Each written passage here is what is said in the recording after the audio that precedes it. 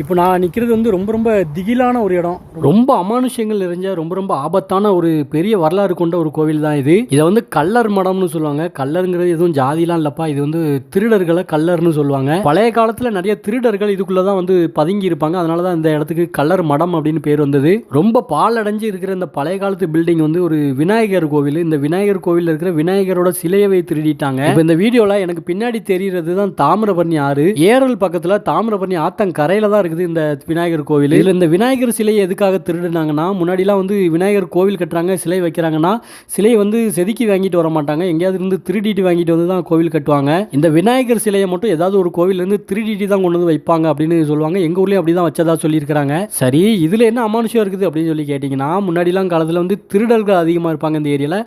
திருட்டு பயத்தினால இந்த பக்கத்தில் யாருமே போக மாட்டாங்க. ஆனால் அதுக்கப்புறமா வந்து நிறைய அமானுஷங்கள்லாம் இந்த இடத்துல செய்வினை வைக்கிறது. இந்த 3 முக்கு ரோடு வரும், இது வந்து வாட்டர் டேங்க்னு சொல்லுவாங்க ஏரல் பக்கத்தில். நிறைய இந்த 3 முக்கு ரோட்டில் ஏவல் பில்லி சூனியம்னு நிறையா செஞ்சு ரோட்டில் அடுக்கி வச்சுட்டு போயிடுவாங்க. அதனால் இந்த பக்கம் நிறைய ஆக்சிடென்ட் ஆகுறது, நிறைய பேருக்கு பேய் பிடிக்கிறது. இப்போது சமீபமாக கூட தசராவில் ஒருத்தர் வந்து இந்த ஏரியாவுக்கு வந்ததுனால பேய் பிடிச்சதுன்னெலாம் கூட சொன்னாங்க. பாம்புகள் நடமாட்டமும் இந்த இடத்துல ரொம்ப அதிகமாக இருக்கும். சமீபமாக ஒரு மலைப்பாம்பு கூட செத்து கிடந்ததா நியூஸ்லலாம் கூட வந்தது. இதில் வந்து ஆறுமுகமங்கலம் ஐகோட் மகாராஜா கோவிலுக்கு போகிற பாதை ஒன்று இருக்கும். அந்த பாதை வந்து ரொம்ப ஆள் நடமாட்டமே இல்லாமல் அனாமத்தாக கிடக்கும் அந்த ரோடு. பகல் நேரத்தில் நல்லா ஆத்தங்கரையில் இருக்குது. நிறைய பேர் இந்த இடத்த இப்போ கக்கூஸ் போகிறதுக்கு யூஸ் பண்ணிக்கிட்டு இருந்தாலும் சாயங்காலம் 6 மணிக்கு மேலே யாருமே இந்த ஏரியாவுக்கு வரவே மாட்டாங்க. வர்றதுக்கே ரொம்ப பயப்படுவாங்க. இன்னும் வரைக்கும் இந்த பயம் வந்து எல்லாருக்குமே இருக்குது இந்த ஏரியாவில்.